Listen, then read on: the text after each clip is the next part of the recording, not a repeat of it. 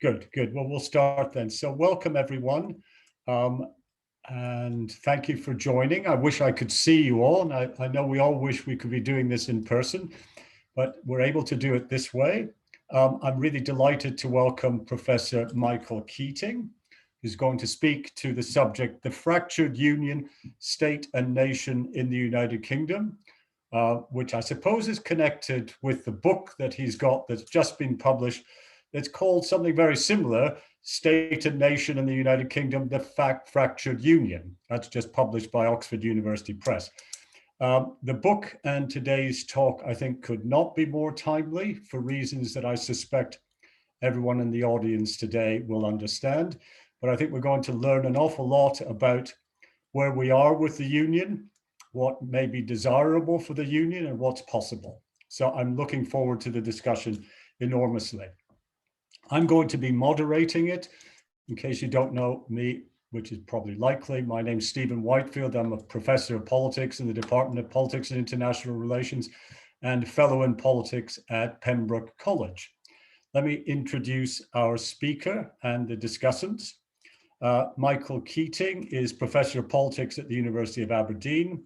He's a fellow of the British Academy, the Academy of Social Sciences, the European Academy, fellow and general secretary of the Royal Society of Edinburgh. He got his BA in Oxford, indeed in Pembroke, in 1971, and a PhD at the CNAA. Michael, you might need to just remind us what those initials stand for in 1975. Previously taught at University of Strathclyde, Western Ontario, EUI. From 2013, he was the founder director of the Centre on Constitutional Change and led a series of ESRC-funded projects on Scottish independence, Brexit and the Union, and he's widely published on European politics, nationalism, territorial politics, and Scotland. Michael will speak for about 20 minutes, and then we have two very distinguished discussants. The first will be Archie Brown, who's Emeritus Professor of Politics at Oxford and Emeritus Fellow at St. Antony's College. Before he came to Oxford, he was a lecturer in politics at Glasgow University. He's been visiting professor of political science at Yale, Columbia, and the University of Texas at Austin. His most recent books, and I'm only going to mention three, are The Human Factor, Gorbachev, Reagan, and Thatcher, and the End of the Cold War, published by OUP in 2020. The Myth of the Strong Leader, Political Leadership in the Modern Age, a vintage paperback. I think it was published in 2018, and The Rise and Fall of Communism, another vintage paperback published in 2010. He was elected a fellow of the British Academy in 1991 and a foreign or an honorary member of the American Academy of Arts and Sciences in 2003. Then we're going to hear from Desmond King is Andrew W. Mellon Professor of American Government in Oxford. His research interests in racial and ethnic divisions in the United States, studied in such books as Making Americans, Immigration, Race, and the Origins of the Diverse Democracy, and the comparative study of states in the global North societies, addressed in a recent co-edited book with Patrick Legalet, European States in Crisis, and the just published with Stephen Skowronek, Phantoms of a Beleaguered Republic, the Deep State and the Unitary Executive. He's an elected fellow of the Royal Irish Academy, the American Academy of Arts and Sciences, and the British Academy. So it's an extremely distinguished lineup that we have for you today. The way in which this works is that you won't see any faces except ours.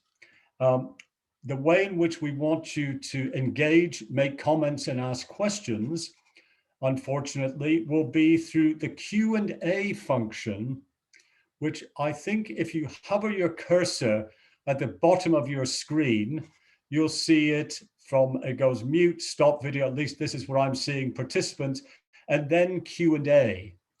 I don't think we have the ability to raise hands because the recording of this means that we would need to get all of you to sign GDPR notices, and we don't want to do that. So please just put your questions in the Q&A box. I will be monitoring it, and then I will read out the questions once we get to that stage of proceedings. If that's all right with everyone, I hope it is. I think I'm going to mute myself, and I'm going to pass over now to Michael. Michael, I'm really looking forward to this. Thank you for doing it. Thank you, Stephen. The CNAA is the Council for National Academic Awards, which was responsible for validating degrees in places that have not yet become universities. I was, in fact, the first ever PhD graduate from Glasgow, what is now Glasgow Caledonian University, going from the oldest institution in the United Kingdom to the youngest one. It's nice to see you got the Chapel Court behind you there, Stephen. I wish I were there with you, but I'm in Edinburgh. The idea for this seminar came from a discussion with Stephen about the 100 years of PPE at Oxford and my realization that I graduated exactly halfway through that. And when I was a student there at Oxford, it was the height of the so-called homogeneity theory. We were told that the United Kingdom is a homogeneous state without any national or territorial divisions apart from Northern Ireland, and that's too small to count anyway. And somehow from my own family background and upbringing, I knew that this just wasn't true. There was a story to behold here, and that is where I ended up in Glasgow doing my PhD about Scottish politics. But I've come back from time to time to this question of what kind of polity do we have in the United Kingdom? It's not a unitary state, but it's not a federation either. And how has it been changing, and what are the implications of the changes in the devolution settlement and European membership in the last 30 or 40 years, including up to the point of Brexit. Now, the idea that the United Kingdom is a union is something that's become pretty mainstream these days, and many of us are fond of quoting Roccan and Irwin in their book about European politics and the concept of the union state. It's not a federation and it's not a unitary state, it's something else either. That was, I think, 1983. And those of us who have been quoting them have been a little bit remiss because nobody's ever operationalized that or defined what on earth it really means. It means something to do with a state that maintains elements of its pre-union structures, but how can we deal with that as a social science concept? How can we measure that? What does it mean? What kind of a creature is it? So the first task I set in this book is trying to understand what we mean by union as a general concept, and eventually going on to deploy that meaning to talk not only about the United Kingdom, but by the European Union as well, seeing them both as unions and as I'm about to say in the few minutes I have available, unions that are in many ways similar and operate according to similar dynamics, which explains why withdrawing from the European Union has created such tensions within the United Kingdom Union itself. So I start off by saying the various elements in union. There are characteristics that a union may have that differ from a unitary state, or indeed any other kind of state, with which in good Greek rhyming slang, I talk about demos, telos, and ethos. That is there a demos? Is there a people there, or are they multiple peoples there, however you define those? The telos, is there a purpose for the union? Is there a shared purpose for the union, or is it contested? The ethos, do there have to be shared values? Do these have to be distinctive to that state, or it can just be a place for the expression of universal values? And sovereignty, do we know what the location of sovereignty is? And typically in unions, these are contested. They're never resolved. And that indeed is the case of both the United Kingdom and the European Union itself. So that's union. That's the idea of union. If there's a union, if we are a union, then what holds it together? Is there a unionism? And once again, we know that there are unionisms in the United Kingdom, but there's not one union. There's not one meaning of union.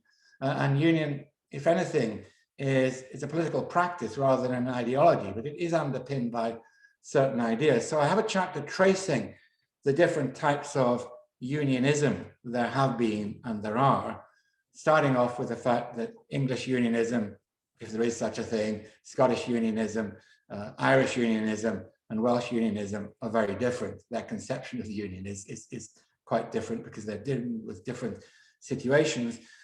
but also on the horizontal dimension, there are different types of unionism we can find within those territories and across those territories.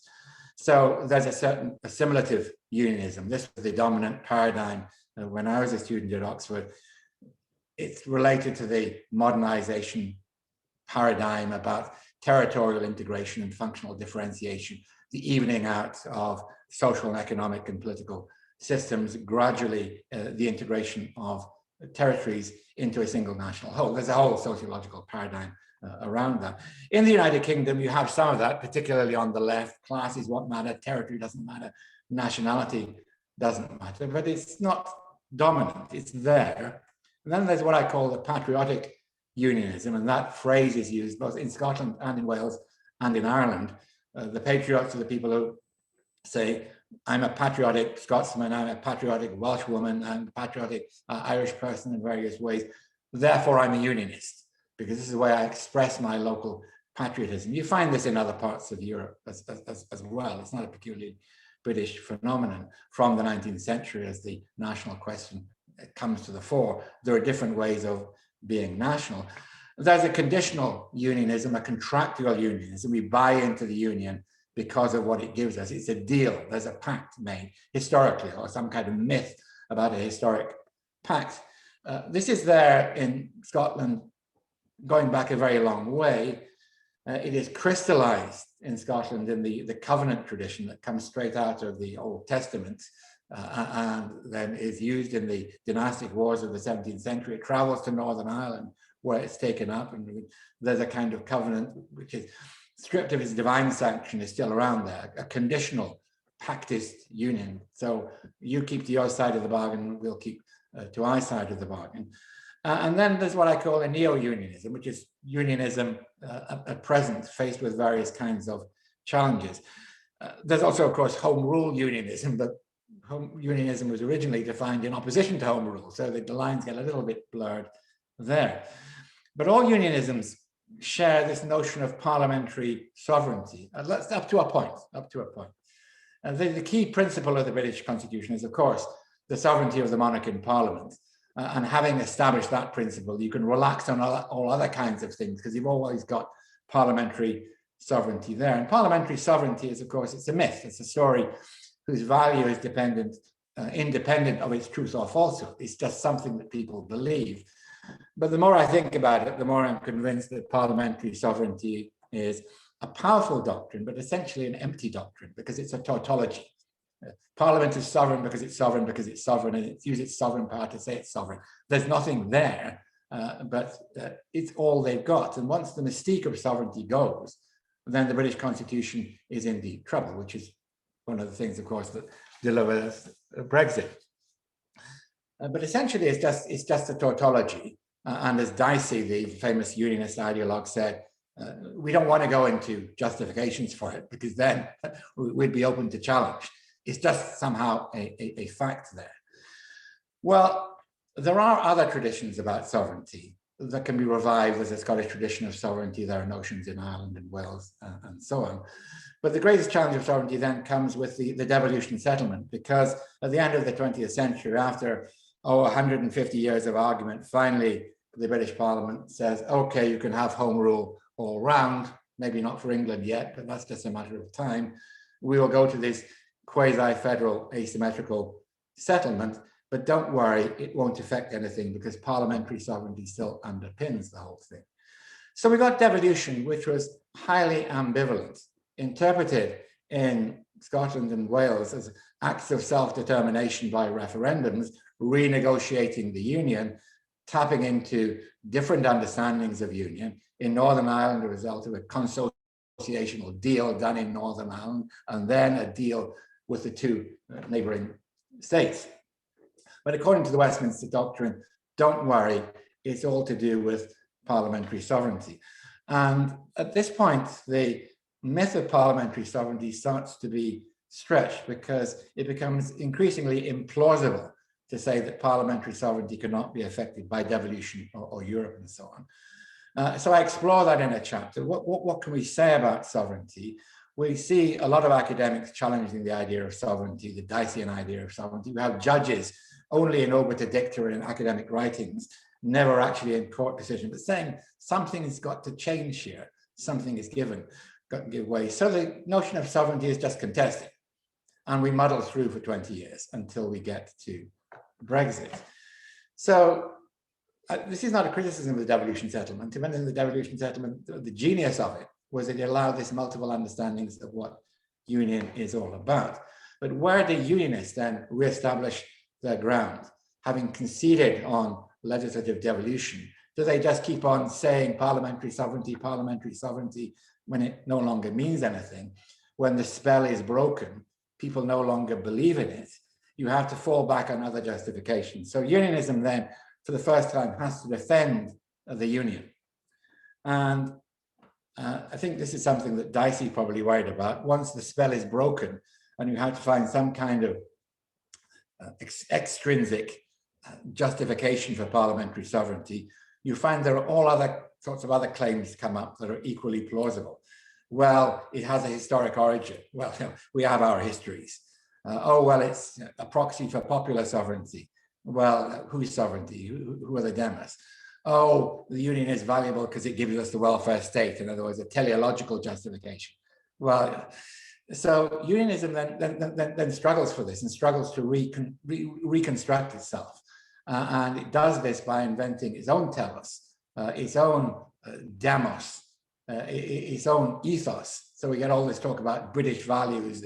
Britishness is somehow reinvented as a homogeneous Britishness that is superimposed upon the multiplicity of identities below it. Whereas traditionally, if Britishness and unionism meant anything, it meant different things. There was no common core to meanings of the union. That's how it worked. So once unionism starts to try and define itself and nail things down, it's in deep trouble. And then along comes Brexit. And before Brexit, we had the New Labour Britishness debate and all kinds of things. Partly response to multiculturalism, partly response to devolution. And then along comes Brexit. The premise of Brexit, of course, was to restore power and sovereignty to the unitary British Parliament, rapidly morphed into the unitary British people after the referendum. For my purposes, that doesn't make any difference. It's a unitary Parliament or it's a unitary people. And the idea was that the supranational elements of Europe are incompatible with our understanding of the Westminster Constitution.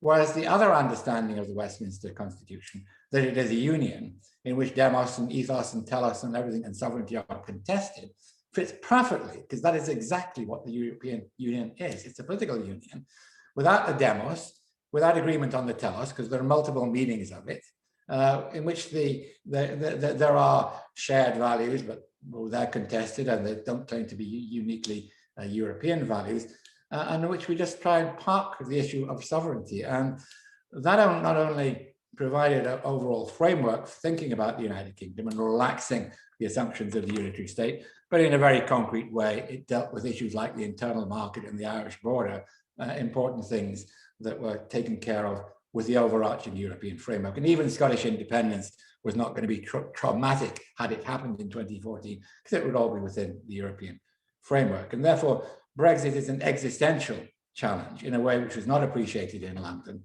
to the meanings of union, and then forces union to redefine itself in many ways a rather unhelpful way.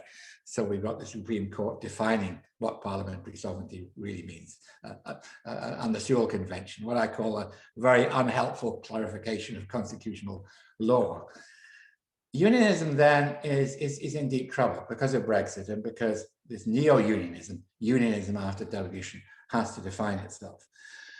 That's where we are. I have a chapter about economic union and social union, because once the unionism has to define itself teleologically, it's about achieving these things. It's about economic union. Well, to some degree, the UK is an economic union, but it's a very imperfect economic union. It lacks an internal market principle, which is why the UK has had to pass a new act. It lacks a territorial cohesion principle. Similarly, the welfare state, which is critical in the high point of unionism following the Second World War, the Keynesian welfare state, that's been delegitimized. It hasn't been abolished, of course, but the notion of social citizenship has gone really since Thatcherism and replaced by the idea of welfare, residual welfare. those are all underpinnings of union. Those are all giving way. And that's why unionism is faced with a crisis. That's the final point. What is then going to happen to the union? Can it fall apart on its constituent, to its four constituent components? Well, no, that is as impossible as the notion of a unitary sovereign UK state following Brexit, because the whole idea of sovereignty in the modern world has to be rethought. So unionism has lost the argument, but the competing nationalisms have not won the argument. And that's the dilemma we're faced with today. Whatever happens in Scotland on Thursday is not going to resolve that argument, because it's so fundamental to our understanding of our political order. Thank you, Michael. I'm interpreting that pause to mean that you finished well within your allotted 20 minutes. Very clear. Thank you very much for that. Archie, if you're ready, please come in now.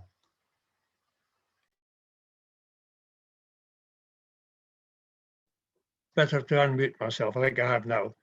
You can hear me? Yes, we can hear you. Yeah, right. Well, thank you very much, Michael. I'm responding not just to what you said, or not primarily to what you said just now, but to your book. And Des and I agreed that I would focus more on the Scottish question and Des on the Northern Ireland question.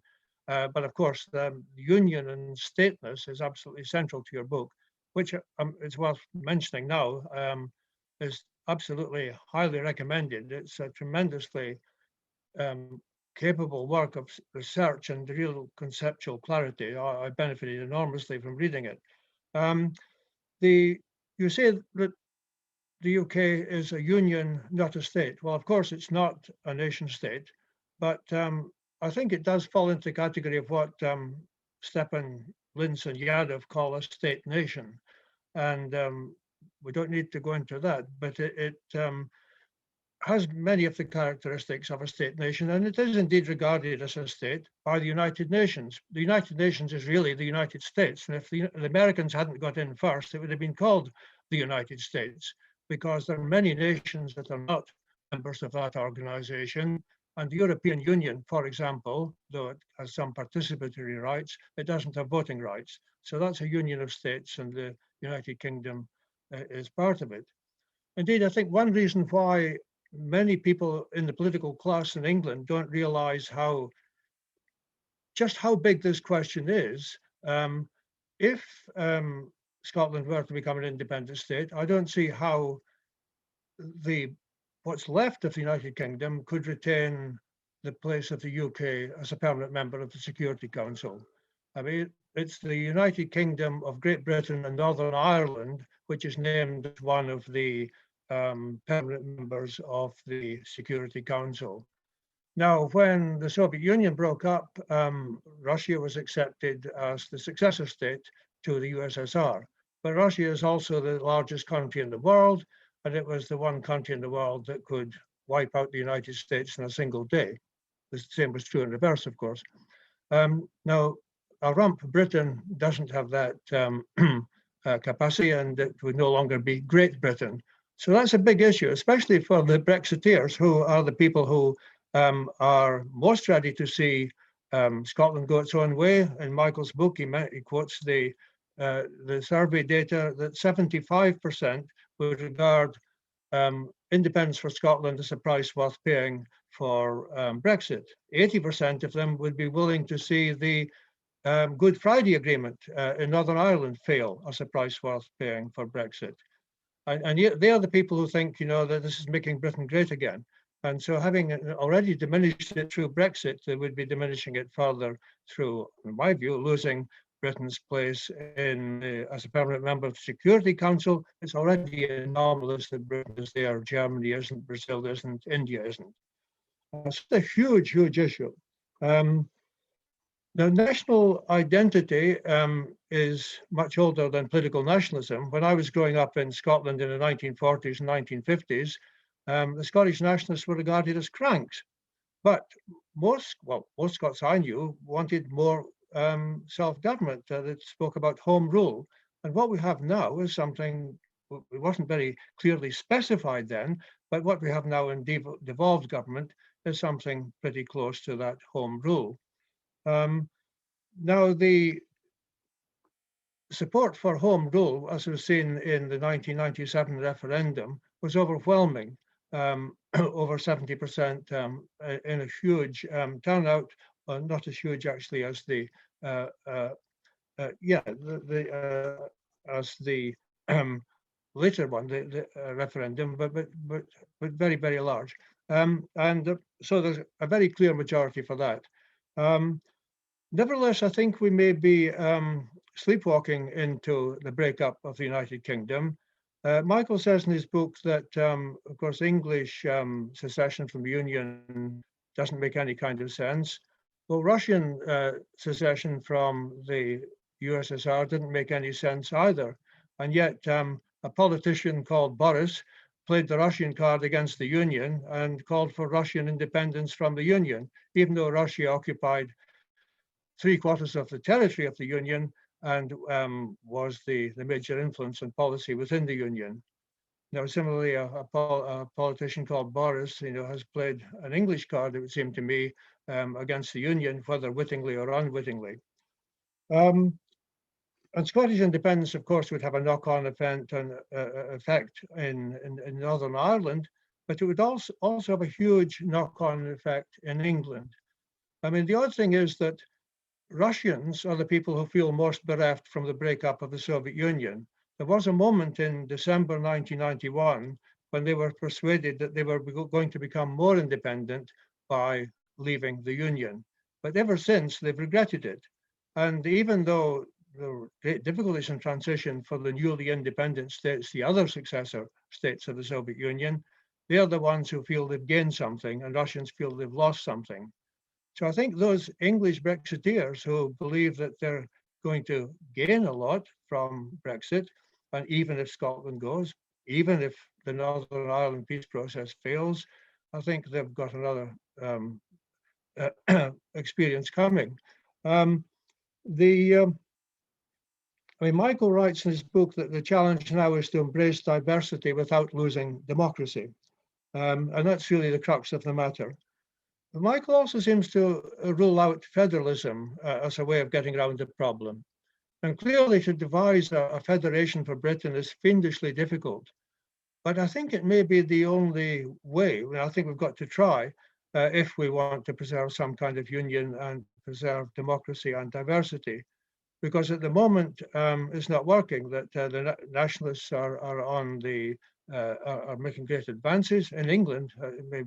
It's worth mentioning, as well as in Scotland and elsewhere. One of the dilemmas is that there are ministers now in Whitehall who've got responsibility just for England, or almost entirely for England in other cases, as Michael mentions in his book. And yet, they speak as if they were ministers for the whole of Britain. And so if you had a federation, you would have English ministers and all union ministers.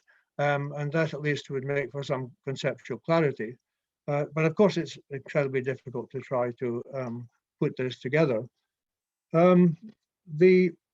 One of the things which is little noted is that even though the Labour Party didn't speak very much about unionism, the Labour Party did more than any other to preserve the Union.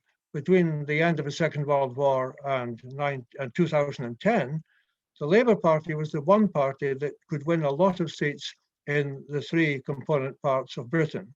Not Northern Ireland, of course, separate situation there. And of course, that was lost. They moved from having 41 seats in the 2010 general election to having only one in 2015. And that was when an English card was played against the Labour Party. There were posters of, I'm not sure if Michael mentions it in his book, but there's another recent book called Englishness, which certainly does. That's a book by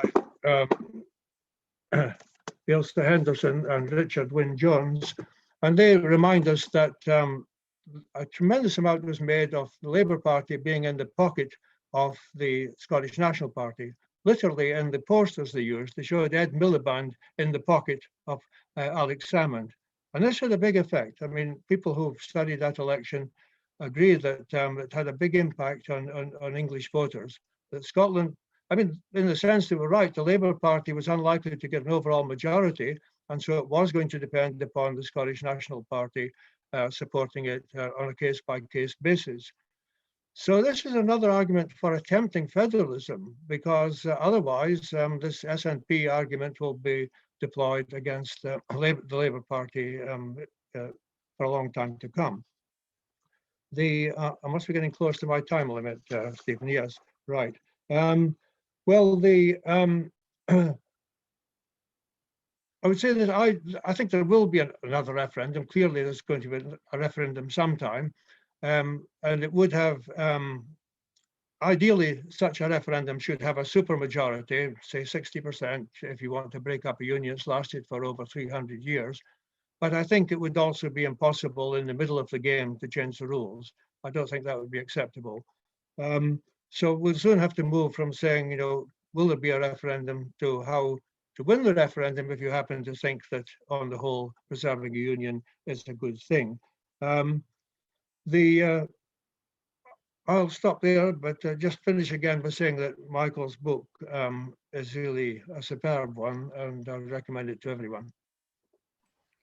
Thank you, Archie. Very many, very interesting points that you've raised. Thank you. Des, can I pass over to you now? Yes, indeed. Thank you. And I'll actually begin where Archie ended yet again to say what an interesting and thoughtful book this is. And I'm very glad I had an opportunity to read it for this webinar, for this occasion. I congratulate Michael on researching and completing the volume on a subject, the UK, which demands the careful and rigorous analysis he brings to it. Broadly, Keating takes an apparently uncontroversial subject, the UK, and an apparently implicitly understood concept, unionism, and provides an original and stimulating essay about both. The Fractured Union is erudite, balanced, and intelligent, and it provides a pleasingly equal account of the four national units, the four nation units in parallel making up the UK.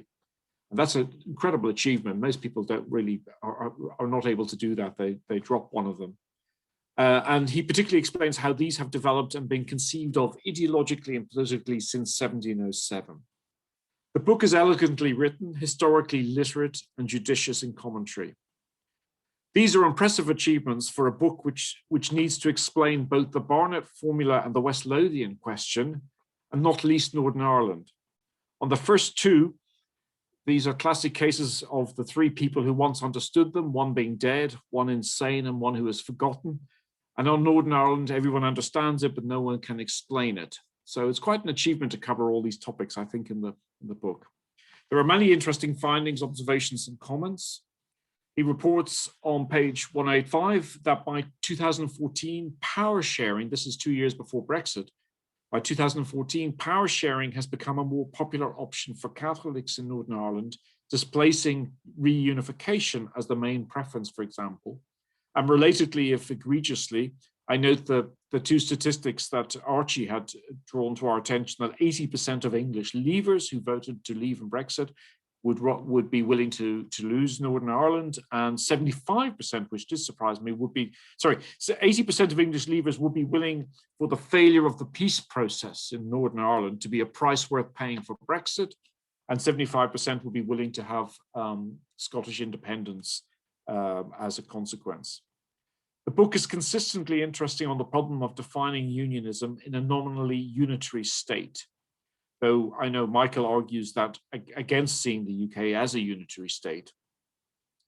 Since a good deal of the book and analysis is really about the last couple of decades, what he calls the Millennium Settlement, it's fascinating to read about the events through which one has lived and observed, and to see them put together in such a clever way. I think an intellectual precursor to this book is Richard Rose's 1971 book, Governing Without Consensus, which Michael cites. This was a study of Northern Ireland on the brink of its explosion in 1968 and 1969. He had opinion polls just before them in which he found 99% of Catholics voted nationalist and 99% of Protestants voted unionist in Northern Ireland, hence governing without consensus. Michael, I think, remarks that the UK is, quote, not simply a union of nations, and this reality has been exacerbated by Brexit and other developments such as Scottish independence the growth of sentiment for Scottish independence. A unitary framework and sovereign Westminster Parliament can no longer accommodate the fractious tendencies in the four nations. That's, I think, the central claim of the book. I have a number of comments that I'm just going to throw out, and Michael can pick or leave them as he wishes. First of all, I thought there should have been much more on the theory of the state. I mean, we have a great literature on this in social policy, and Archie referred to Stepan and Linz, which will be an excellent starting point. It's a way of avoiding, I think, sliding into too much of a public administration constitutional law framework and trying to invigorate the theoretical analysis. Michael describes the union as a contested project, but a contested project is by definition not an objective condition, but one rooted in some sort of forces, material, culture, ideological, political, electoral, and so forth. And specifying these in respect to the sort of state generated would, I think, be illuminating. Second, whatever its origins, hasn't unionism really become an intellectual, ideological, political issue because of Northern Ireland? And paradoxically, it could never be a satisfactory doctrine to apply to Northern Ireland because of that state's, which should really be in inverted commas, that state's deep sectarian divide and its fundamental tendency towards instability. Is the legitimacy of the Northern Ireland state assumed rather than demonstrated in the book? And obviously, we're in the, as you know, is it today or yesterday or tomorrow is the 100th anniversary of the independence of Ireland and the establishment of Northern Ireland Treaty. So it's a very pertinent question at the moment. Thirdly, I wondered where you make some references, but I did wonder where empire is in this and the related ethnic racial divisions. What are the legacies of this? Is colonialism relevant? That a lot of the period that you're talking about is one of imperial decline, the post-1940s, 50s, 60s. And it seems to me a slight oversight not to give this more attention. You treat unionism only as a UK project, yet UK was a faltering imperial power. And in many ways, why would we not want to talk about Northern Ireland as a colony, as a product of colonialism at least, and with the lingering implications of that, rather like Algeria for France and so forth, with an ultimate, with a teleological conclusion. Fourth, the Brexit vote division in Northern Ireland perhaps merits more discussion. What were the motives for the different preferences? Especially, what did unionists calculate about getting out of Europe? What do they calculate would be the benefit of getting out of Europe? It may be necessary to take a broader historical view here. In the 1980s, the SDLP's John Hume, who died quite recently last year, purposefully expanded, so a leading sort of Catholic moderate in the middle of the SDLP, nationalist, but not a Republican, not a violent Republican, expanded the context of Northern Ireland to embed the US and the EU in its internal affairs as one means of getting some compromise from the unionist hegemons, especially after the implosion of the Sunningdale Agreement. And I think that's a factor inside also affecting the unionism fractiousness that you're discussing. Next, we get an empirical demonstration of the rise of national identities across the UK and how these are reshaping ideas of political community. But other than Brexit, the source of these new identities is a bit mysterious. The analysis is admirably micro and detailed throughout, even legalistic, but the macro mechanisms need fleshing out. This might be where the loss of empire might be relevant, for instance, certainly seems to be relevant to some of the levers in Brexit. And more broadly, I think I was a little unhappy with the lack of attention to where does change reform come from? Is it just crisis driven? And on page 196, you offer a fairly good list of events as key moments, including Easter 1916, the granting of an assembly in Wales, Parliament in Scotland being established, etc. But they are highly contingent events, and I wanted to see them put together a little bit more to explain the dynamics you've got going on here. I'm almost finished. I'll just two more points. Who is the citizen in the narrative? Who is the citizen of the union? Who are the agents in general? When you write, for instance, on page 9, I think, there's been a search for new forms of political order and integration. But who's undertaking this research? Is it the politicians leading? Is it the voters? Is it both? Where's it coming from? I think just to return to Northern Ireland, two things that concern me. One is I think there's an underestimation in the book of the batten down the hatches mentality of Northern Ireland unionism, which means for them very much, diluting, if not ending, the North-South ministerial links that have come from the Good Friday Agreement, and forcing unionism as an English integrationist project, even more than they have done historically. I think direct rule would be more agreeable than shared power at the moment. The Northern Ireland executive is very unstable and probably won't survive, as the DUP wants to end the Good Friday Agreement. Unionists will obviously welcome a new prime minister, the new prime minister title, which you draw our attention to, which is rather nice, that since 2019, Boris has not just been Mr. Prime Minister, but he's the Minister for the Union. But this appellation, I think, may come back to bite Mr. Johnson where it hurts. The conclusion, I think, also doesn't quite grasp the issue of human rights and the fragility of the European Convention on Human Rights, whose court has been crucial to determining abuses in the nations of the Union, or perhaps only Northern Ireland, but I think some other cases as well. Without this court, many cases would not have been exposed by the UK courts. The push is to get rid of this dimension, as you know, to revoke the 1998 Human Rights Act. And would this be another powerful disruptive force for the status of the Union, which I think is fully understood by the people in London. And I think the people in London actually understand more what they're doing than they wish to say. But the discussion, I'll stop here, but I take with you, Michael, that the discussion by Gove and others of British values in trying to create a unionist project is a post sort of Brexit notion. But it does seem to me that if Northern Ireland wasn't there, would they be doing this?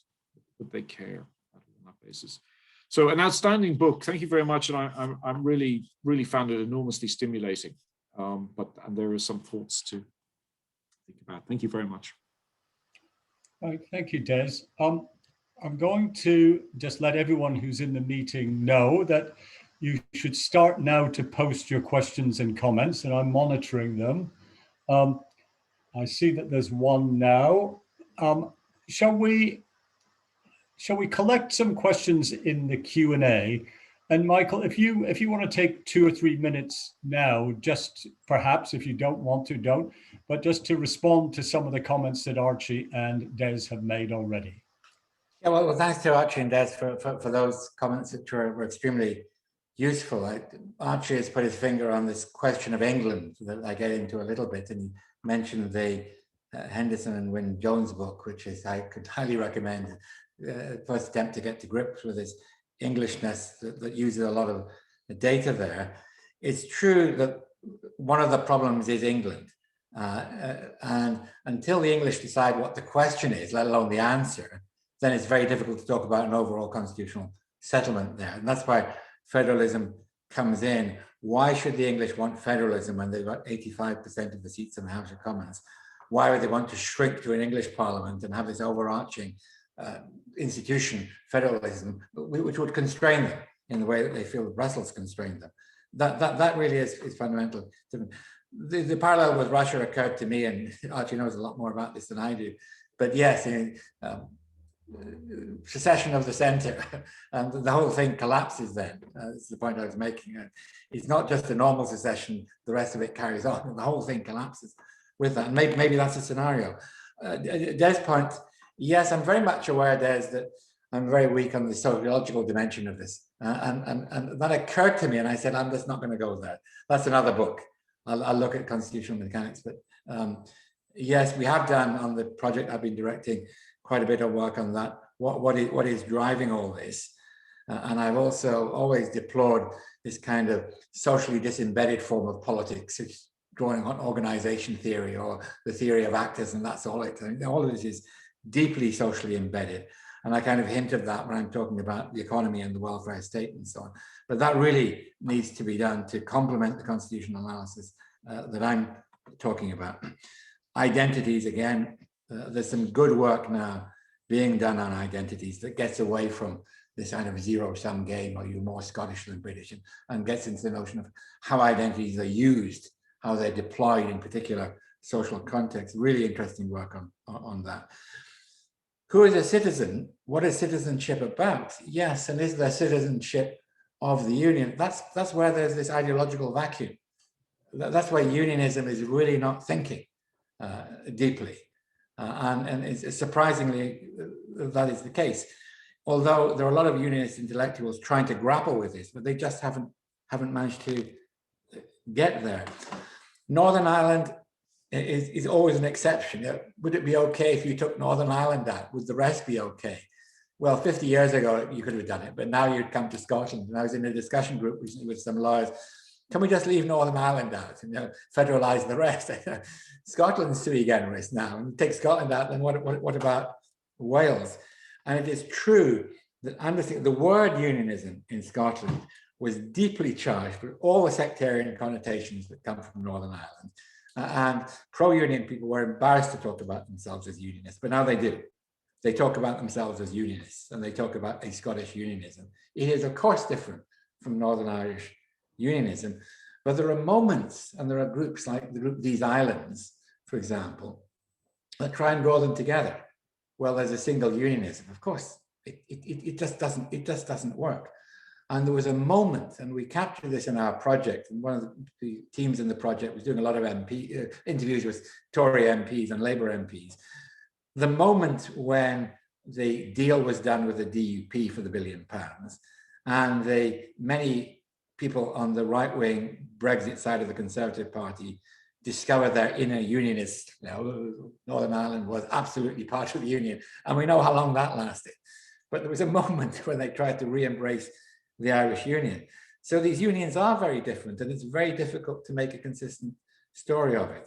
And when we talk about the telos, or the ethos rather, shared values. Now, my problem with Britishness being democracy and freedom and all the rest of it, it's not that those are universal values, because most national projects embrace universal values. It's that they're also the values of the nationalists.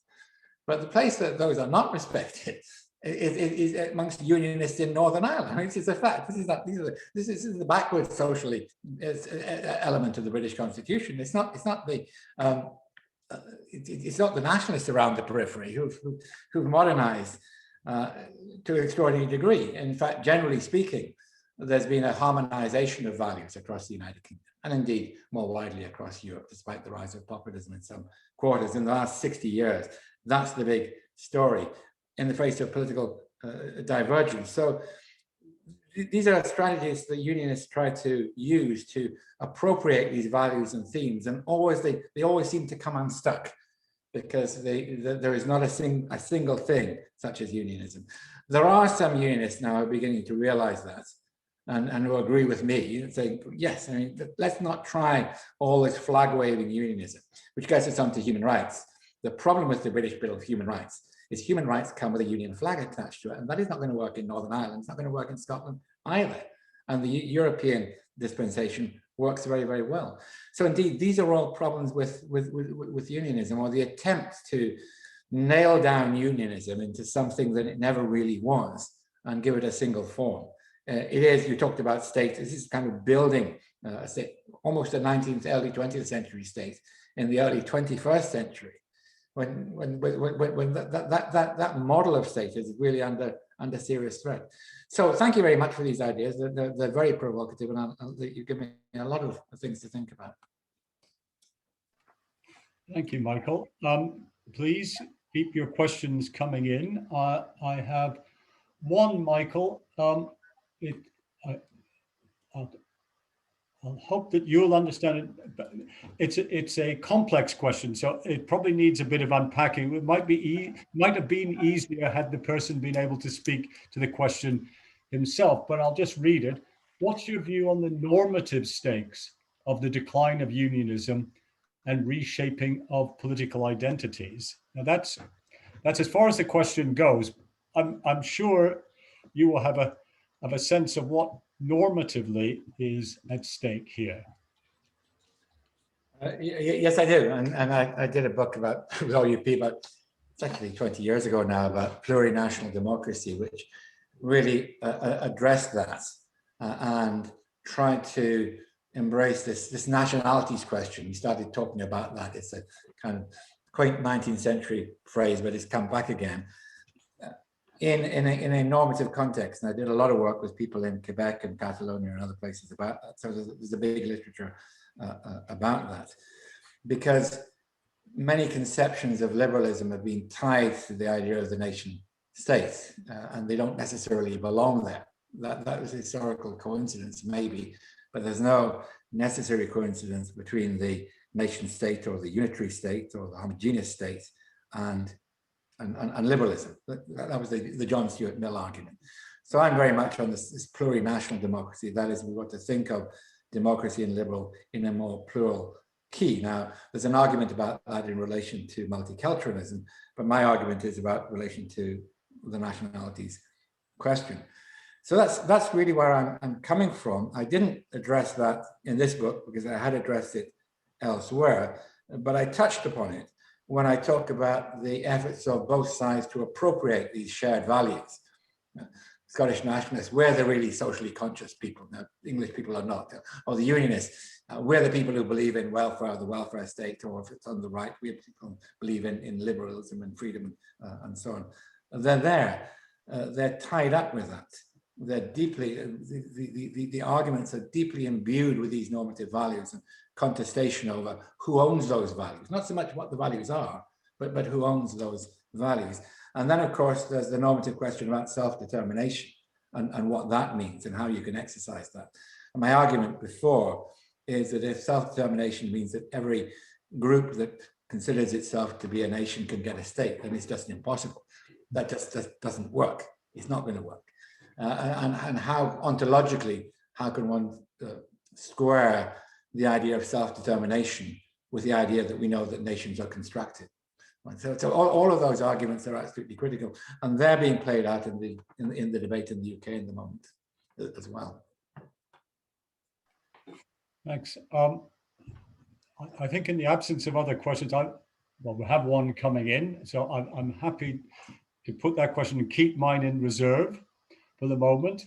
The question is, during the UK devolution process, how would have the creation of an English Parliament have influenced the subsequent movements towards Scottish and Welsh moves towards full independence? Was this an arrogant oversight of the ruling classes, quote unquote, ruling classes, to preserve an intact UK? Yes, there's an argument that the UK survived because of the hegemony of England. Now, sometimes this was rather brutal, as in Ireland. Sometimes it was much more benign, as in Scotland. But the hegemony was there, and the habit of English people of confusing England with Britain, that they're less inclined to do these days, but that was in some sense helpful to the Union because it allowed different understanding of the Union in different places. But it was a hegemonic understanding of what the Union was all about. But that's never crystallized into a demand for an English Parliament. And why should it if you're hegemonic anyway? And that's what I referred to earlier when I said we don't know what the English question is. We know that there's a lot of diffuse discontent in England. We know that Brexit was an expression of Englishness in some ways. We know that there's a certain amount of resentment about Scotland, not towards devolution, but towards the presence of Scots in Westminster. That's where this kind of feeling of grievance, or that Scotland gets too much money. But at the time of devolution, there was an evident demand for devolution in Scotland. There was an urgent need to do something about Northern Ireland. So they got devolution because that was the Labour government saying, let's get these things out of the way. There was an emerging Home Rule movement in Wales, so we might as well do that while we're at it, and just kind of got through. But there was no English project except for John Prescott and his idea of English regionalism.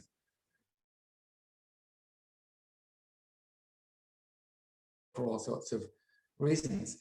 So this counterfactual, what if there was an English Parliament, is difficult to get your mind around because nobody was actually proposing it at the time. And it would be strange to impose on the largest part of the United Kingdom a settlement that they never asked for. And I still think that the idea of an English Parliament is there's no demand for it, first of all. If we'd have to address it, we'd have to send it. There's very little demand for it. But it also raises all kinds of questions about how that would coexist with the United Kingdom Parliament. So the English question is there, and Archie was right to do it. It's absolutely critical, but we still don't know exactly what the question is, let alone what the answer is. Thank you, Michael. Any other questions that people just want to press the button and send them in?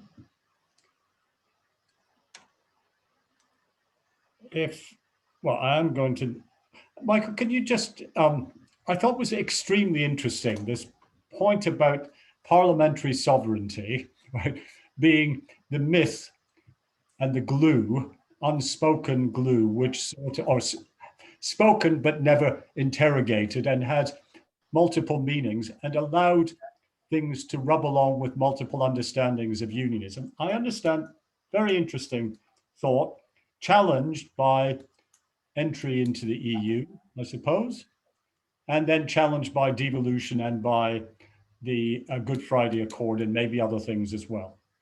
So that made sense to me.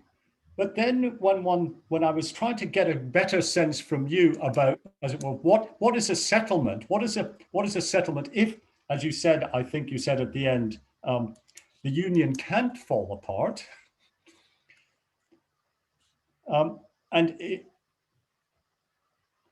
What then is the settlement that will allow something beyond this myth of parliamentary sovereignty to allow some bonds to be formed within the group of nations that form our union state, as you put it? Now, I'm assuming that there are a range of options, including independence for Scotland, perhaps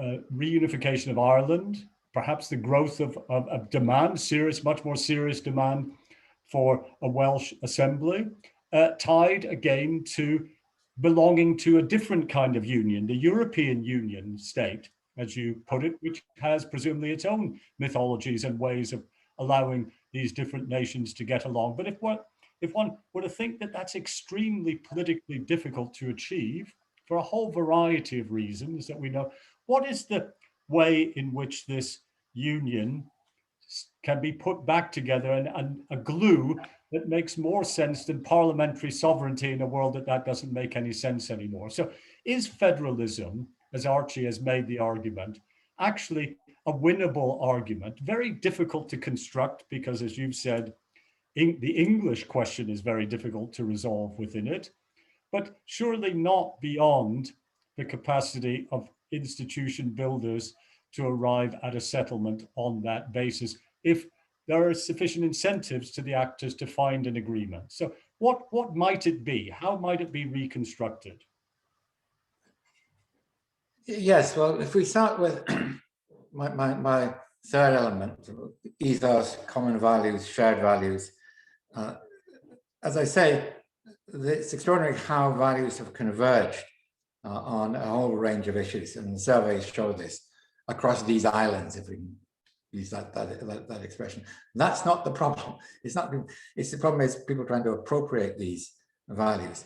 That's something that we can build on. So the unions keep on saying, "Oh, the National Health Service is a symbol of the union." Well, you don't need the union for that, because right across the United Kingdom, we agree that healthcare, universal healthcare, free of the point of use is a good thing. Why do you need to make that part of the constitution? It's there.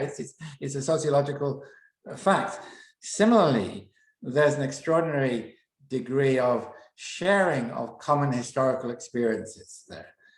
Even in the Republic of Ireland, they recognize now that hundreds of thousands of people served in the British forces during the two World Wars, as my father, in fact, did.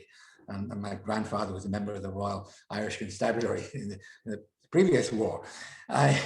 This is a fact. It didn't stop them being Irish nationalists. But this is a typical experience, a recovery of memory. And similarly in Scotland, some of the surveys do this.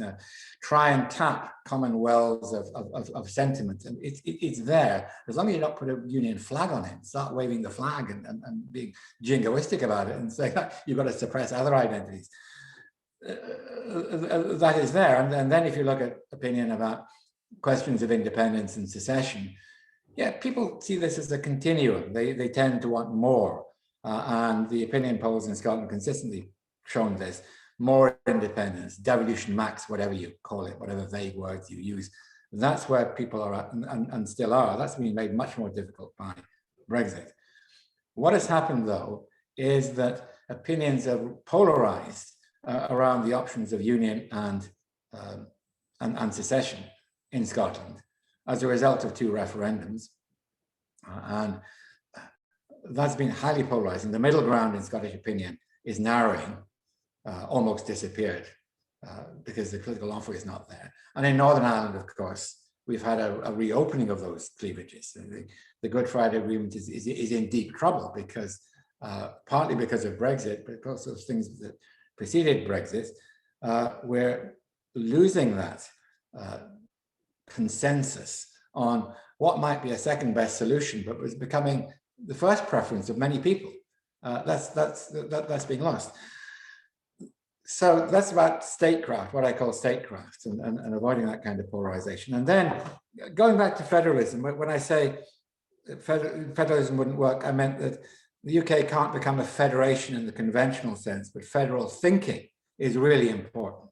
And what we get from federal thinking, the idea that power is shared, that it's about negotiation, that there are multiple centers of power and authority, including sovereignty, which is the original or ultimate source of power, that we can accept that and work around that. Now, there are unionists who are getting their minds around that, and many nationalists would settle for something like that. Indeed, that's where we seem to be heading before Brexit in this understanding. Because we don't have a codified constitution, very little of it was written down, but some of it was beginning to be written down. But even those written down things have been thrown out the window in the Brexit process. And I mentioned a few examples, the crashing of the Sewell Convention, the internal market bill, and so on. So we were in a period of disruption. But up until that point, there were these understandings. And the British Constitution, of course, is based on understandings and conventions that were pushing us into that federal mindset, even though we'd never become a federation. And I think that's gone into reverse in the last couple of years. Thanks. Question now, to what extent does Michael agree with Jones and Henderson's contention that there is less of a union and more 3 bilateral relationships with England? Yes, that is largely true, that there are unions and not one union for historical reasoning, and they had different constitutional and normative bases, as we've talked about before. But there was also a Britishness. Now let's go back to empire. Either Archie or Des brought in empire, which of course is absolutely critical, because although there was there's a very weak internal projection of Britishness. It was multiple, that is, it meant different things. The external projection of Britishness was very strong. Nobody ever talked about the English Empire. It was the British Empire. This is critical. And within the empire and then the Commonwealth, there are all kinds of constitutional formulas were possible. There were dreams of imperial federation, and maybe Scotland would become a member of the imperial federation, or Ireland it would be more difficult because of strength of anti-imperialist sentiment in Irish nationalism, but certainly Scottish nationalism didn't have any problem with the empire in the late 19th century, and that looked like a possible way out of it. And that wasn't just in England, because Scotland, or the empire, impinged in Scotland in a very strong way, in many ways stronger than in England. It had a particular meaning in Ireland as well. So that was more than just Englishness. So I don't buy the argument that the Union is just Greater England. There was something more to it than that. And that too has been lost, because at the moment, the idea of Englishness is emerging in a way which is in some ways inimical to the notion of union. And that's why, to get back to this problem again, it's in some ways it's England that's the problem for the union, the failure of England to think of themselves as part of a union rather than just the hegemonic part of a single state. Thanks. I think, Michael, sorry, there is another question. I'm going to read it. If I have another question, if there's time. Yes, there is. Thank you for it. Simplistically, where is the real drive for independence coming from? I assume this is in Scotland. Is it populist? Is it philosophical from a minority? A historical nostalgia, or what? Is it, and then supplementary to that, is it practical? Yeah, well, when I'm asked that first question, I've always turned it around and said, what are the reasons for Scotland staying in the Union, since it's regarded as a nation, regards itself as a nation? And there's always been this notion that we're in there, but we could secede at some point, even when it's not been on the agenda, even when nationalism is getting derisively support. Hold on a minute, we're staying in this for particular reasons, and that is an important element of Scottish unionism. It's not the only one, but it's an important element of Scottish unionism, that conditional unionism.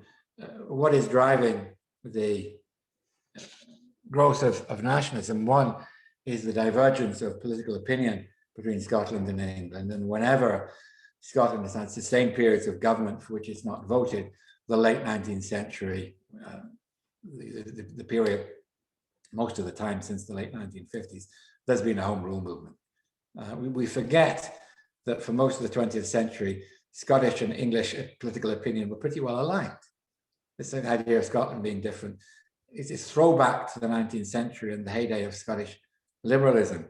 But even in the brief period of the Heath government, when the 3.5 years of a government in Scotland, the national issue came back and then gradually built up during the Thatcher years. Not in the 1980s, when economic conditions were really bad, because Scottish nationalism is associated with relatively good times, because we can afford to go on our own.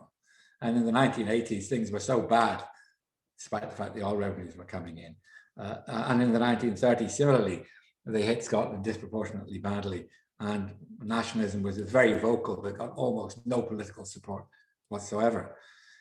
So there are those factors then. Then I mentioned the apotheosis of the Union, which was really, I like David Edgison's work about this, by the way, that touches on Britishness, and the apotheosis of the British state being in the post-Second World War years with the interventionist Keynesian welfare state and the welfare state. I think that's a very powerful argument, and certainly Scotland actively and even Northern Ireland Catholics more passively bought into that message. You could see clear advantages of union. It's difficult to make that argument now, since regional policy was abandoned in the 1980s. This levelling up agenda is a very pale substitute for that. And because the understandings of welfare have been transformed towards this residualized welfare states in the language of the deserving and undeserving, poor, skivers and strivers and so on, which has replaced social citizenship. And I remember one of the ironic things in the 1980s when Margaret Thatcher protested by placing a handkerchief over the tail fin of a British Airways aircraft because they'd removed the Union flag. And I said, well, who privatized this aircraft? Thatcher. And now she claims they're no longer behaving like a national flag carrier. So you dismantle much of the infrastructure of the state and then try to keep the nation going. Most European nations wouldn't do that. They'd find that a very odd thing to do. So this is then taken up at the periphery by nation building projects at the periphery. It's not a reversion to pre-union identities. These are really newly forged identities. Scotland now is not like Scotland when I was a child. It's a completely different place. But it's taken that modernization has taken a national form increasingly. A number of reasons for that. One is the infrastructure of government was built on a Scottish basis. Even before devolution, there was a Scottish office. So later on in Wales, there was the institutional infrastructure of kind of quasi-state being built. And then there was the fact that the political offer changes, because political demands are not entirely independent on political offer. And so the devolution wasn't offered. Every opinion poll there's ever been, ever, that's shown a majority for Scottish autonomy, not necessarily home rule. But it wasn't on offer because it didn't suit the political parties to cater for that. And what happened dramatically in 2014 during the referendum campaign is independence was presented as a viable option for the first time. So the same thing happened with Brexit. There was very little demand for Brexit. People hated the EU, but it wasn't much of a demand for Brexit until the referendum campaign, and then you got a political offer. So that's been offered.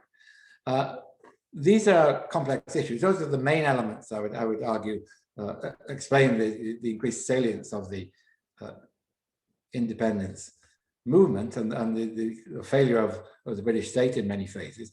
But they also explain its weakness, because what they're offering is just another state of the similar kind, or the rearguard defense of the post-war welfare settlements. And so the alternatives that are being offered are not necessarily terribly impressive. So unionism is weakening, but nationalism is not becoming hegemonic either. Is it viable?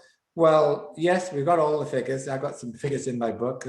We have no lack of figures and data about economic and social implications of union and the end of union.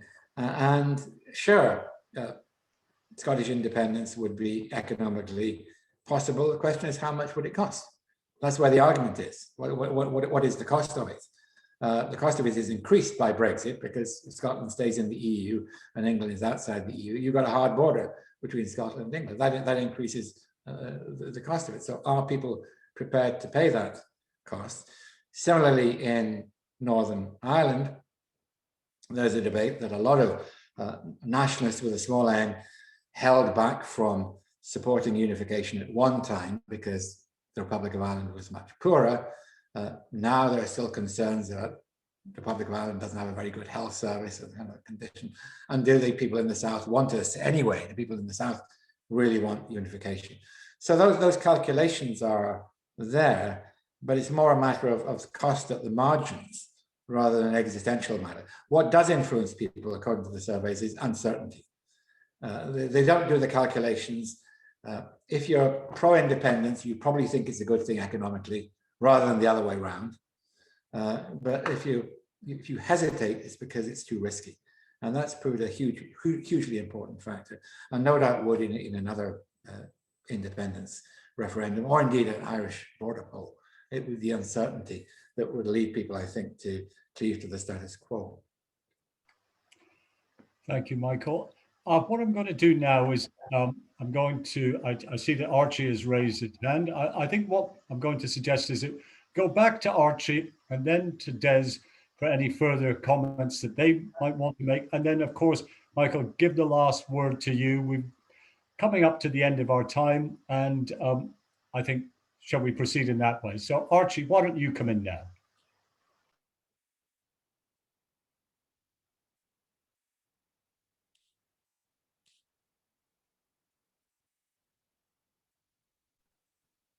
Sorry, just unmuting myself. Yeah, I've got a question for Michael, but just want to say that I mean, Brexit seemed to me to enormously and morally and politically strengthen the position for independence because of the tremendous disparity between the way the Scots and the English voted. But at the same time, it's made it horrendously more difficult politically and economically, not least because of the hard border. I mean, where I come from, 7 miles from the English border, I mean, there's a very strong feeling about that. The contact between Scotland and England has increased enormously in my lifetime. When I was a boy, it was like going to a foreign country, going to Carlisle. And I know people do their shopping in Carlisle, which is 17 miles from my hometown. So I think the practical problems are very much worse, and yet morally it is in some sense more justifiable as a result of Brexit. But my question relates to the question in a referendum. I mean, the last time it was a gift to the Scottish nationalists, and in a way, those who favoured remaining in the UK did very well, and an 84% plus huge turnout to get 55% plus. voting no to a question, should Scotland become an independent country? I mean, who wouldn't want to live in an independent country? So I think the question was really very advantageous to those who wanted separate statehood. Now, if the question, I mean, Michael mentions in his book that historically the answers are different in surveys according to how the question is asked. And so if I think it's not just historically, I think that would still be true. If the question were to be, should Scotland become a separate state, no longer part of the United Kingdom of Great Britain and Northern Ireland, I suspect that would knock several percentage points off the separatist vote. So the question I have for Michael is, I mean, how is the question going to be decided next time? And is there any chance of agreement on a question which isn't quite so advantageous to those who want Scotland to be a separate state? Thank you, Archie. Des, if you want to come in, and then I'll leave Michael to answer Archie's question. Any other thing that he wants to discuss? Thank you. I'll just be very quick. It occurs to me, listening to you and having read the book, that let's make a contrary argument, Michael, that they get away with there is a referendum in Scotland, but it doesn't have a vote majority to become independent, and they keep sort of muddling along Northern Ireland. They can keep the Unionists under control, and the nationalist pressures goes down. If you're sitting in number 10 and you've had all that happening for you already, you just think, well, we'll be okay, we'll be lucky here. What will be the sources of the crisis then? And it seems to me there are at least three possibilities. One is, I think this crowd of DUP leaders really want to sever ties with the South. And they've always wanted a wall there. I mean, that's why a border. That's why they wanted to support Brexit. But probably won't get a hard border, but they'll stop the ministerial North-South councils. There's no pretense of the Committee of Parliaments that was supposed to be agreed after Good Friday Agreement and so forth. All those levels are going. So that's going to put pressure on nationalists, I think, feel more alienated than they have done before. And secondly, will the court, and I mean, I think you're brilliant on this in the book, will the sovereignty in Parliament issue, will the way they've treated the courts, the peroration and so forth, will that come to matter in some new sort of way? Thanks. Sorry. Thanks, Des. Michael, back to you for concluding remarks. Okay, yes, Archie, about the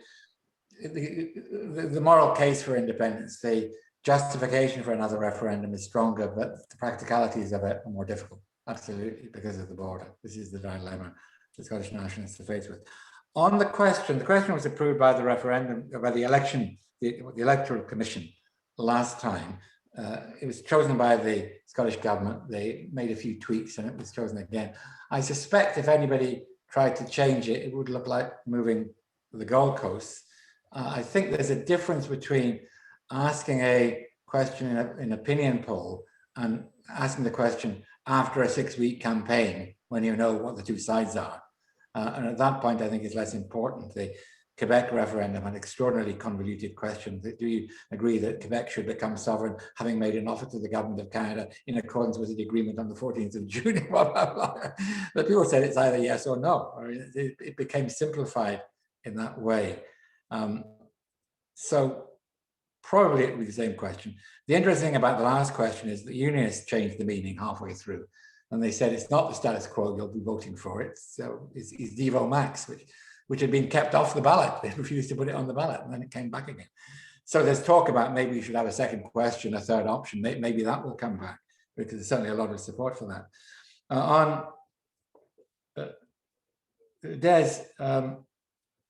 What would happen if there's not a Scottish independence referendum with a yes vote? Would the question go away? Well, unionism is in three minds about this, and within the Conservative Party, I've detected three strands of thought here. One is a hard line, don't concede, no referendum, it'll go away, no concessions, whatever, tough line. The third is let's love bomb the Scots and Northern Ireland as well too. Just throw money at them, spend money on little projects with union flags attached to it. have a visible presence of the UK government. They'll learn to love us. I don't think that's going to work either. And the third one, some people in the Conservative Party are saying, well, let's rethink the union. Now, let's really think radically. Let's have a separate Conservative Party in Scotland. Why don't we wave the salt out? It's our flag as well as their flag. Let's stand up for Scotland and let's have a kind of, if not a federation, a federal understanding of the Constitution. And these three tendencies are playing it out almost publicly. It's not, you don't have to do interviews with people to research this. You just look at the statements that are coming out of Downing Street. The fact that they've had 3 directors of the devolution of the Constitution unit in number 10, I think, in the last 4 months. So we don't know. And similarly, the Labour Party's view about it is we just don't want to talk about it. It'll go away. So unionism is concerned about this, but I don't know what they do. Northern Ireland unionism, yes, absolutely does. The Northern Ireland unionism got itself into a bunker. And that decision about Brexit, they must have known what the consequences were. They had to make a choice. And he went choice for Brexit over keeping the both borders open. This is just really extraordinary choice. And the consequences of that is that we're seeing on the streets of Belfast, because unionism has lost control of the street, and not even the loyalist leaders, the loyalist paramilitaries seem to be in control of this anymore.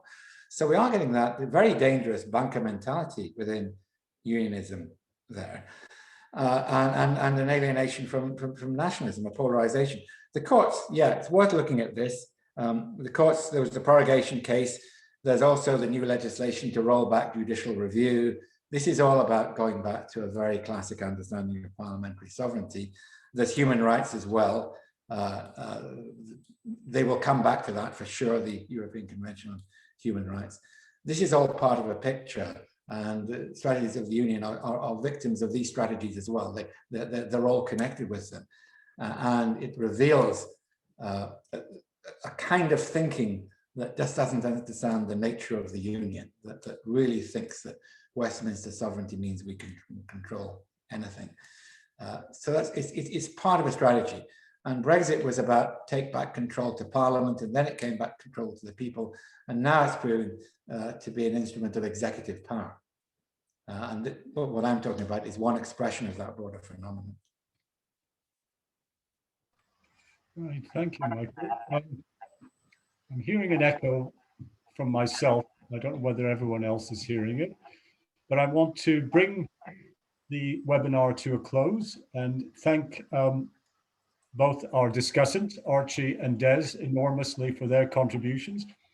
Especially, of course, thank Michael.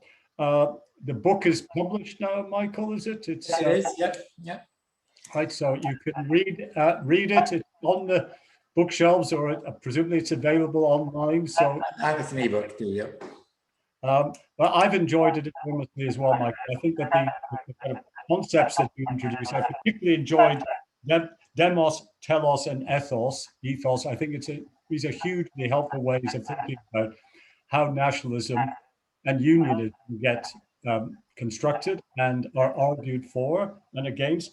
I like at the end, concluding remarks suggested to me where actually things can muddle along, but they can also become very dangerous.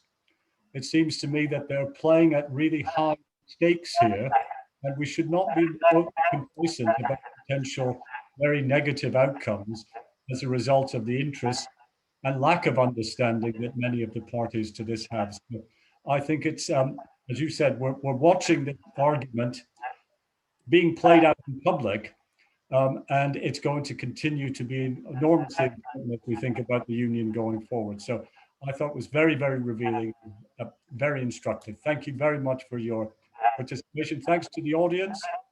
And I think this has been recorded, so you may be able to find it on the department's website and pass it on to your friends and others who may have the session live. So thanks again, and goodbye, I suppose, is the next thing to say. And goodbye, and thank you for the event and all the questions. They were very useful. Right. Thanks, everyone. Bye.